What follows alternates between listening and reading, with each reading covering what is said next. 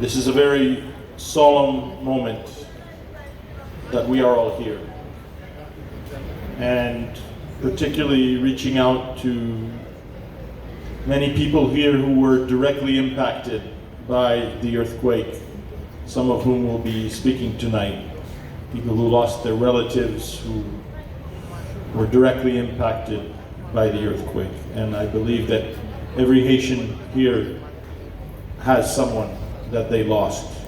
It's just a matter of degrees of separation. My cousin lost both of her former in-laws, and we lost many, many wonderful, wonderful people. I think of the 4 technicians in the women's ministry that died on that day that I was very close to, particularly Magali Marsla and Anne-Marie Coriono. And everyone is affected. George Anglade, of course, the famous geographer. The list is too long to mention, but we are here because we are remembering, and we will never forget.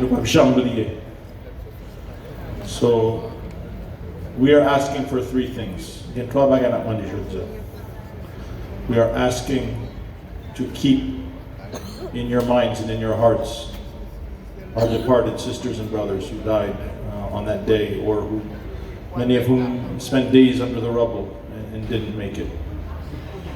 We are here to reflect on those who were directly impacted, and of course those who were indirectly impacted. I mean, the earthquake was so profound, it affected everybody. The majority of my professional career in Haiti was shaped by what happened on January 12th, and I later was a coordinator for the response for water and sanitation, and also in the fight against cholera for nearly a decade.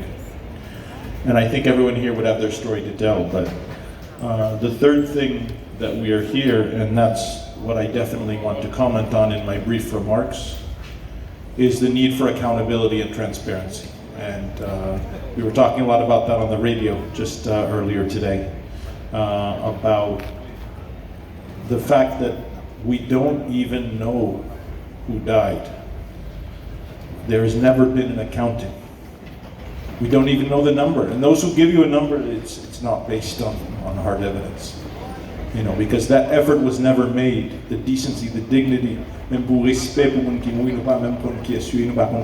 everyone who died on that day in Port-au-Prince, there are people alive who knew them, who were close to them, and that could have been done and that wasn't.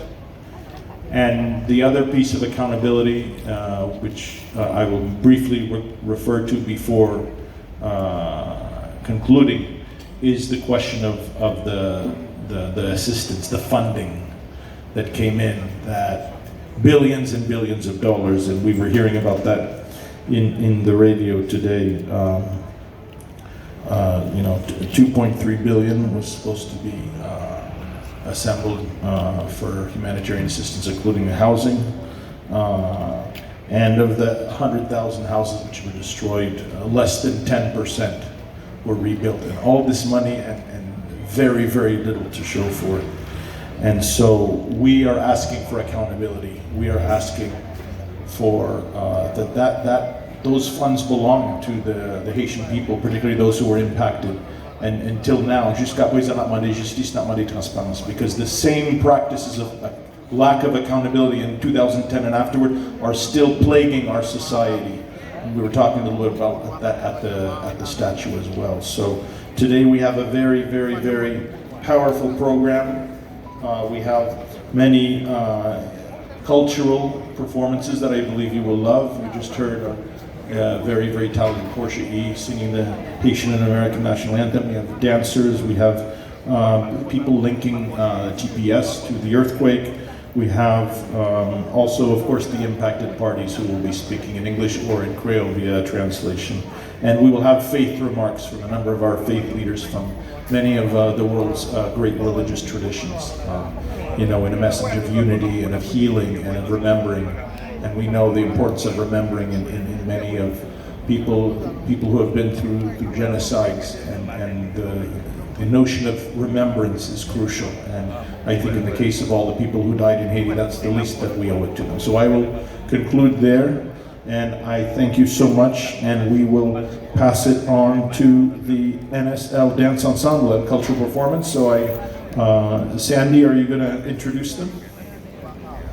Merci en pile pour écoute nous. Restez branchés parce que ce moment c'est vraiment important. Merci pour tout le monde qui est là. Thank you all of you who came here, the elected officials, the faith leaders, the community leaders, and the impacted parties. Moun impacté aussi tout. Merci.